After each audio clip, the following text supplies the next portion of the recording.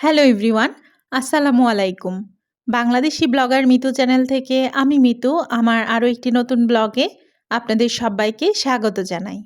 যে যেখান থেকে আমার আজকের ভিডিওটি দেখছেন, আশা করি আল্লাহর রহমতে সবাই ভালো আছেন, সুস্থ আছেন। আলহামদুলিল্লাহ, আল্লাহর অশেষ রহমতে আমরাও ভালো আছি, সুস্থ আছি। শীতের মিষ্টি সকালের শুভেচ্ছা জানিয়ে আজকের ব্লগটা শুরু করছি। সকালবেলা ঘুম থেকে উঠে ফ্রেশ হয়ে তারপরে কিন্তু ভিডিওটা শুরু করেছি। আর এখন আমার জন্য তোকমা দানা ভিজিয়ে দিচ্ছি। ভাবলাম আজকের সকালটা শুরু হোক একটা হেলদি ড্রিঙ্কস দিয়েই। ভিডিওর এই পর্যায়ে এসে প্রতিদিনের মতো আজকেও আপনাদের কাছে অনুরোধ করব, প্লিজ একটা লাইক দিয়ে আমার ভিডিওটি কন্টিনিউ করবেন।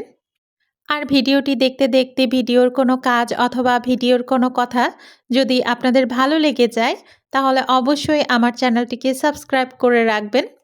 আর সাথে পাশে থাকা বেল আইকনে প্রেস করে রাখবেন, যেন আমি এই টাইপের নতুন ভিডিও আপলোড দেওয়ার সাথে সাথেই আপনাদের কাছে নোটিফিকেশান পৌঁছে যায় আর আপনারা আপনাদের সময় সুযোগ মতো দেখে নিতে পারেন।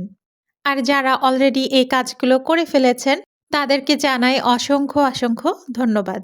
আর আমার ভিডিওটা যাদের কাছে ভালো লাগেনি, আপনাদেরকে বলছি আমার ভিডিওগুলো দেখতে থাকেন, দেখতে দেখতে একসময় অবশ্যই ভালো লেগে যাবে। আজকে সকালবেলা ঘুম থেকে ওঠার পরে কেন যেন শরীরটা খুবই ক্লান্ত লাগছিল, কোনো কাজই করতে ইচ্ছে করছিল না। তাই আয়নকে আজকে রুটি পরোটা না দিয়েই খুব সহজ একটা নাস্তা দিয়েছি। আমার বাসায় সবসময় তো ব্রেড থাকেই, ব্রেডের সাথে নসিলা দিয়ে দিয়েছি। আর সব বাচ্চারাই তো চকলেট মোটামুটি পছন্দ করে। আয়নও তার ব্যতিক্রম না, ব্রেড দিয়ে নসিলা খেয়ে নেবে। আয়নকে নাস্তা দিয়েই কিন্তু আমি সাথে সাথে কাজে লেগে যাব, কারণ ক্লান্তিকে পাত্তা দিলে সেটা অলসতায় পরিণত হয়ে যাবে। আর প্রথমেই চুলায় রান্না বসিয়ে দিয়ে তারপরে কিন্তু আমি সংসারের আরও কিছু কাজ আছে, ওগুলোও সেরে নিব।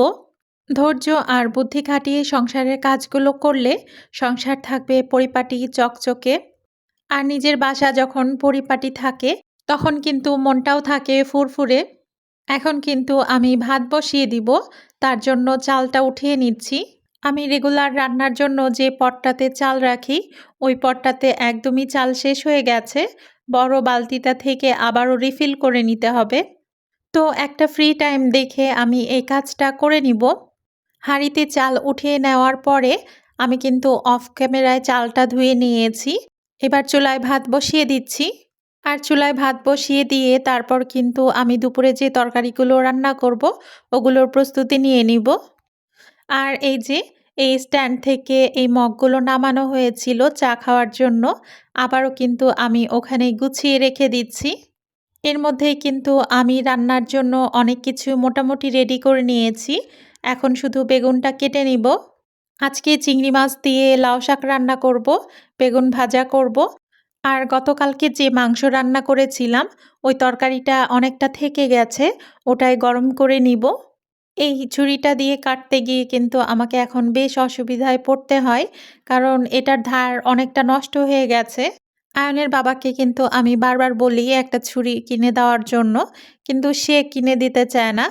সে বলে যে বেশি ধারালো ছুরি দিয়ে কাজ করতে গিয়ে তোমার একটা বিপদ হয়ে যাবে। আর এটা বলারও একটা কারণ আছে। এই ছুরিটা প্রথম যেদিন নিয়ে আসে, সেদিন কিন্তু আমি লেবু কাটতে গিয়ে হাত কেটে ফেলেছিলাম। আর মাঝে ছুরি, বটি এসব দিয়ে কাজ করতে গিয়ে তো হাত কাটতেই থাকে। এজন্য এই বিষয়টা আয়নের বাবা খুবই ভয় পায়। আমার বাসার বটিটাও কিন্তু ধার নষ্ট হয়ে গেছে। ধার করিয়ে দিতে বললে আয়নের বাবা ওই একই কথা বলে যে, "তোমাকে বেশি ধারালো কিছু দেয়া যাবে না। কারণ তুমি খেয়াল করে সাবধানে কাজ করো না।" আর এই তো আপনাদের সাথে কথা বলতে আমি এখন কিন্তু লাউ শাক রান্নাটা বসিয়ে দিব। আমার লাউ শাক রান্নাটা খেতে খুবই ভালো লাগে। চিংড়ি মাছ অথবা বড় মাছের পেটি দিয়ে রান্না করলে অসাধারণ হয় খেতে। তবে এখন কিন্তু মাছের পেটি দিয়ে রান্না করাটা একদমই কমিয়ে দিয়েছি। চিংড়ি মাছ ছাড়া অন্য মাছ দিয়ে রান্না করলে আয়ন কিন্তু এখন খেতে চায় না। কারণ বলে তার মধ্যে নাকি কাঁটা থাকবে।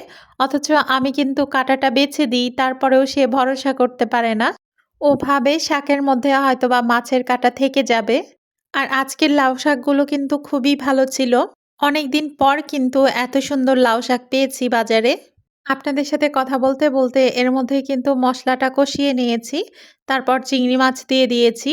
এটা এখন আরো একটু কষিয়ে নিব। তারপরে কিন্তু লাউ শাকটা দিয়ে দিচ্ছি। রান্না শেষে লাউ শাকটার কালারটা এত সুন্দর এসেছিল। আর সবুজ টাইপের শাক রান্না করতে গেলে কিন্তু হলুদ দিতে নেই। আমিও কিন্তু এই শাকটাতে হলুদ দেইনি।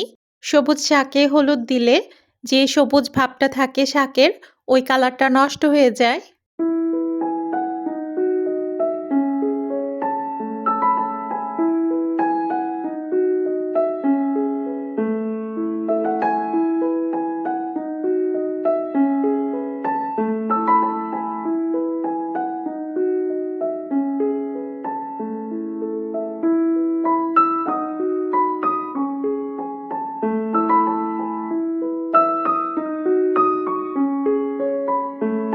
লাউ শাকটা কিন্তু এর মধ্যে রান্না হয়ে গেছে।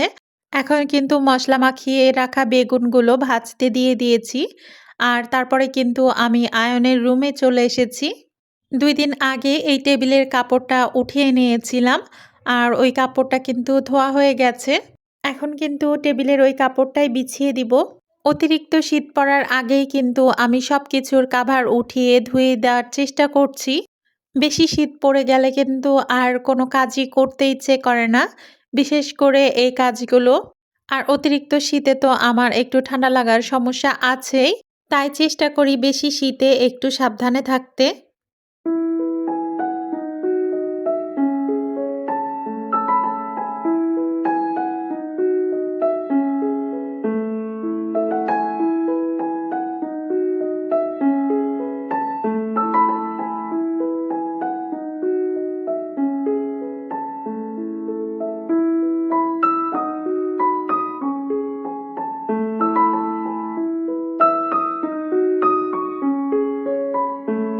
আর আজকেও বেগুন ভাজা যখন করেছি, তখন কিন্তু আমার একটা কথা মনে পড়ে গেছে।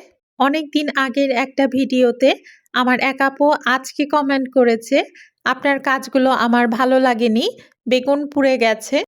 তো আপু, আপনি যদি আমার এই ভিডিওটা দেখে থাকেন তাহলে বুঝবেন কেন বেগুন পুড়ে যায়। আমি কিন্তু সবসময় পোড়া, পোড়া করেই বেগুন ভাজাটা করি, কারণ আমার বাসায় এরকমই পছন্দ করে। আপনাদের সাথে কথা বলতে, বলতে ভিডিওর একদমই শেষ পর্যায়ে চলে এসেছি। আরও একবার লাইক, কমেন্ট, শেয়ার এবং সাবস্ক্রাইব করার অনুরোধ জানিয়ে এখান থেকেই বিদায় নিয়ে নিচ্ছি।